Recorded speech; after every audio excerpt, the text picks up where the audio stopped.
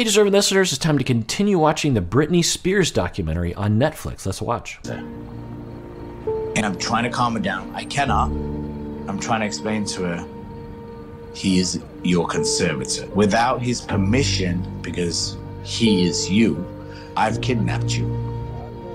And it's that real. She just looks. She doesn't talk anymore. She's completely silent. You know, they escort her into the house. This reminds me of a movie by Steven Soderbergh called, is it Insane? Let me look up that movie. It was called Unsane from 2018. And I won't spoil the ending, but the premise of the movie is you have a woman who shows up for some mental help.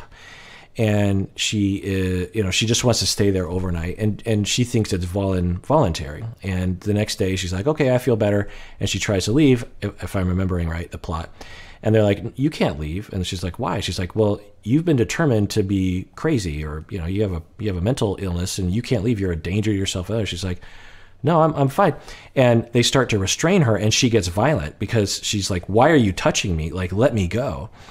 And then they use that as a justification, like, look how violent she is. So when you impose, restrictions on someone and they react normally to say like, whoa, get away from me. And, you might completely flip out. Just imagine. And then the system uses that as an example of, now I got you. Now I have footage of you hitting our orderlies, and this completely justifies us imprisoning you. Makes you more angry, more likely to try to escape, more data that justifies their action against you. Maybe that's what happened to Britney. I don't know. We could certainly see how that could happen, right? That this high control over her life would make her very angry and hostile and upset and freaky and traumatic and terrifying. Might cause some behaviors. They film it or they document it. They bring it to the court. More justification. I don't know. Could have happened.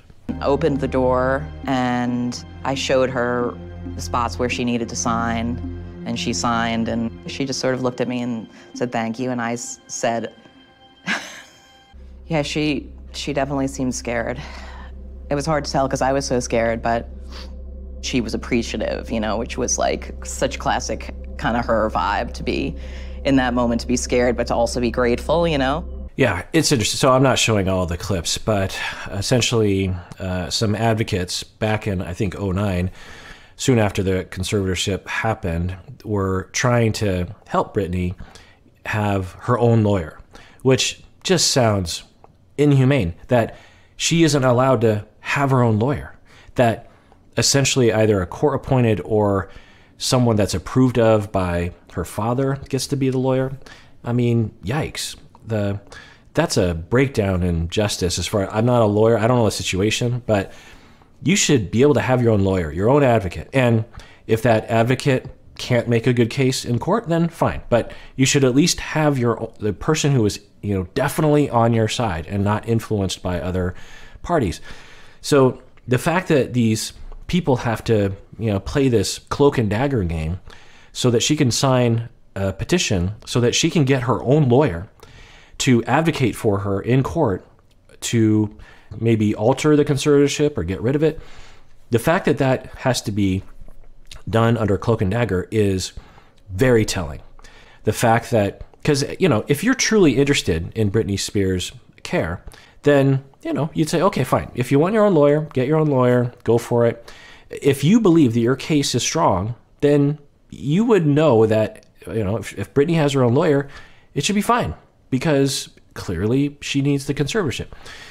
And then you add up all the evidence that she's working and that she is speaking as if she isn't suffering from at least significant dementia or a significant mental illness.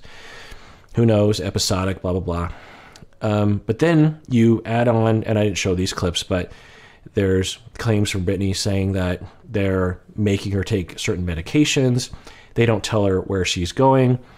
Essentially, you have this full system of people controlling everything that she's told, everything that she's allowed to do. And from the outside, you just say, well, if you're Britney, why don't you just run off?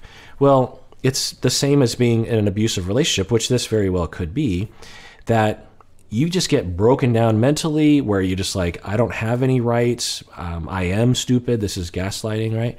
Or you just know that no one will listen to you because people don't listen to me when I actually speak up for myself.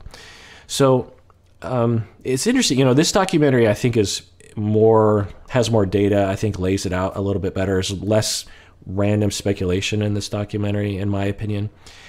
And you really just get this sense of the full, all-encompassing control that Britney could be. Well, she's definitely under. Whether or not it's nefarious or needed or not is a big question mark. It seems as though it's not. At the very least, like I've been saying, how about we just try lowering it, or let's change the conservatorship to someone else. If she needs it, then they'll see the same things that you're seeing. How about we reduce it a little bit? I mean, she should be allowed to do some things on her own. Maybe there'll be a consequence, but people make mistakes and they have consequences. It's okay. It's not the end of the world. Why do we have to control every little thing that she does, who she talks to, what she does, when she drives? Staggering that it would be necessary, or it's staggering what might be happening. Actually, I guess that's what's staggering to me, that she might need a little support, but because there's so much money, they are framing the situation where they have 110% control over her life. It's staggering to think that we have a system that would allow that to happen. I don't know if that's what's happening. Certainly a lot of people believe that's happening. There's some evidence that that's happening. That's staggering, that a human being could be controlled to that level, on every level. On your, what medications you take, the lawyers you talk to, where your money goes, who you see, who you talk to, if you can drive, when you can see your kids, what you can tweet, all that kind of stuff. It's staggering to think that we have a system that doesn't allow someone at the center of that, Britney, to say, I don't think I want it to look this way, and I kind of feel like I deserve my own freedoms. Like, what do we think Britney's going to do? That's what I'd love to find out, which we might not ever find out, is, okay, you have this massive level of control. What are you worried about exactly? I wonder, because there's some evidence along these lines, that they're only worried about Britney ruining her career by being random. Because, before the conservatorship, they didn't show it in this documentary, but, they had the shaved head, the umbrella against the window, the kid in the lap driving down the street, other kinds of things, that I wonder if the 99% of the reason why they have the conservatorship is they're worried about Britney ruining her career, which would take away all their money. And there's a whole corporation centered around how much money is coming in. So, it's really shocking. Trip somewhere with her dad, and we thought that when he sees that she signed it, he'll know that things are going to change.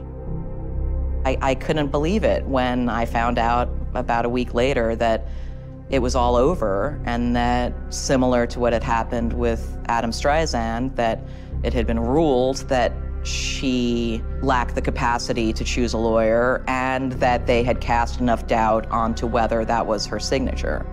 Wow, that's shocking that they would cast out. Now, this is her report, so we don't know, but she's saying that she heard. So that's another thing we have to think is, like, we have a documentarian who is not there in court and probably has very little access to the actual things that were happening, but it stands to reason that it's possible this happened, that they cast doubt on whether or not that was her signature. And they also just flat out said, look, Britney's not capable, given her diagnosis and her behavior and her disability, to make a determination about having a lawyer. Like, what? How? It's not the question. The question isn't, should Britney be on the conservatorship or not?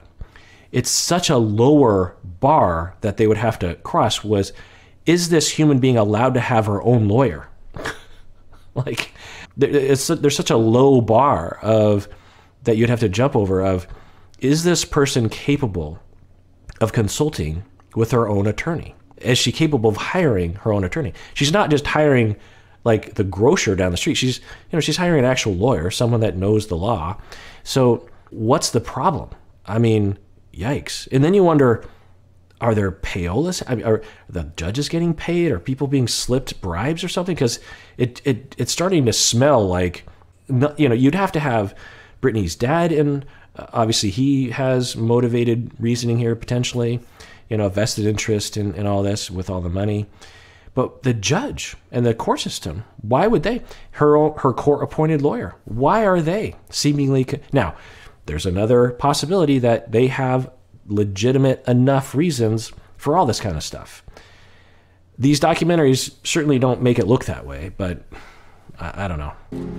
Keep in mind that the only way that Sam Ingham gets paid is he has to file a petition with the court, and then the conservator have the right to object to him getting paid or the fees that he's asking for. Obviously, there is a natural tendency to say, well, I certainly don't want to be pissing off the people who are going to have the ability to object to me getting paid. I didn't know that. If that's true, then yikes, that's a totally broken system, that your court-appointed lawyer is basically approved of by the conservator. So the conservator has essentially, the father has total control over everything, the legal system included, including Brittany's own lawyer, which it kind of smelled like that, but now we have this expert saying that he absolutely does. Britney Spears' father has absolute control over the money paid to the court-appointed lawyer, and thus there's a vested interest in that court-appointed lawyer to be pleasing to him. The other thing I'll say, and I've seen this before, this is a different situation in court, but a similar situation that I was frequently involved in is what we call an at-risk youth petition here in Washington State, where a teenager is being, the parents are concerned about the teenager's behavior. And the teenager hasn't committed a crime such that they are going to, court or anything like that. But so how do I explain this? A long time ago, there was this kid who was smoking pot and running away from home, skipping school. And the parents were very concerned about their kid and wanted to stop their kid from doing all these risky behaviors. And the parents, I think, went to the police, and the police said, well, we can't do anything because your kid isn't breaking any laws. The parents went to the courts and said, we can't do anything. Your kid isn't breaking any laws. I'm summarizing, and I think a bit of this is me just making stuff up. But and then the kid died somehow as a result of the at-risk behavior of smoking or of using drugs, skipping school, and running away from home. And then a law was passed that said we as parents can impose sanctions on a child who is at risk, determined by the court, even though they haven't committed a crime. Because usually the government can only impose sanctions on your freedom, even as a child, if you have committed a crime. Not always, but usually that's how your freedoms are limited. But the concern here was when you have a teenager who has a pattern of at-risk behavior, we want to limit the freedom of the child for their own sake because they're heading down a road where they could hurt themselves, even die. And so when children, teenagers would be misbehaving, there's this thing called an at-risk youth petition where the parents can now go to the courts and say, my child is at risk, is running away from home, is using drugs, is skipping school, some kind of evidence of that. And it's usually just the parents saying that that happened. And you have to, and then the teenager is dragged into court, and the teenager is provided a lawyer. Now, the teenager presumably could hire their own lawyer if somehow they had a lot of money, which they never do. So the court assigns a lawyer, and it's always the same group of lawyers, the same group of lawyers do these at-risk youth petitions. So they are the advocate for the teenager. And the way that the court goes, and I was brought in as someone that was kind of on both sides. I was on the kid's side and the parent side, and sometimes asked to be a witness or some kind of report of fact. But So the parents are saying, judge, please designate this child to be an at-risk youth because we want you to be able to put this child in detention if they run away from home or they skip school because we're terrified this kid's going to hurt themselves and they're totally out of control. And then the kid would be petitioning the court with their lawyer or would be reacting to the petition by saying, I don't need these sanctions because I'm not a bad kid and I'm fine and I'll follow the rules. So what the lawyer that was appointed to the kid would do is they would sit down with the kid. They say, here, here's what's happening. Your parents are saying this, this, and this. And 9 times out of 10, maybe more often, I found that the lawyer was really on the parent's side or the court's side, if you will. And the lawyer that was supposed to be advocating for the kid wasn't really on the kid's side, in that the lawyer would go to the kid and say, look, your parents are saying this, this, and this, and there's really not much you can do. So maybe we can reduce it a little bit. Instead of the at-risk youth petition being in place for 9 months, maybe we could get it down to 7 months. How do you feel about that? I found that this court-appointed lawyer was often there to kind of smooth things over a little bit, but it seemed as though they were there to really act in the best interests of the parents, the best interest of society, maybe, of, look, this kid's out of control, we need to do something. It was almost never that I saw the lawyer say, look, I'm going to fight this tooth and nail. And they would go to the kid and be like, okay, this is what your parents, because this would show me that the lawyer was actually on the kid's side. And the lawyer would say, okay, your parents are saying you did this and this and this. And the kid would say, I didn't do those things. The parents are exaggerating, because of these reasons. And then the lawyer would say, okay, tell me. And the lawyer would write all that down. And then there'd usually be this kind of plea bargaining process, like where before you went into the court, there'd be this negotiation phase. And the lawyer would go back to the parents. Sometimes the parents would have a lawyer. Sometimes they didn't. They didn't really need a lawyer because they had kind of all the power in the situation, or a lot of the power. So the lawyer would go back to the parents and say, look, your kid is saying that your allegations are actually exaggeratory and untrue. Do you have any direct evidence that, of your claim that your kid is out of control? And the parents would be like, well, not really. I mean, it's not like we took pictures or anything.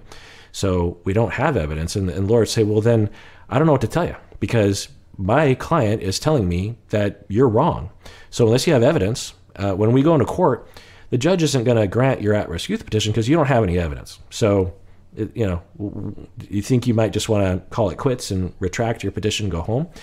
So that's what an advocate would do. If you're truly an advocate for the kid, that's what you would do. So things along those lines. You'd start poking holes. You'd start saying, look, my client says that they don't deserve this. They don't need this. There's reasons for it. There's an explanation.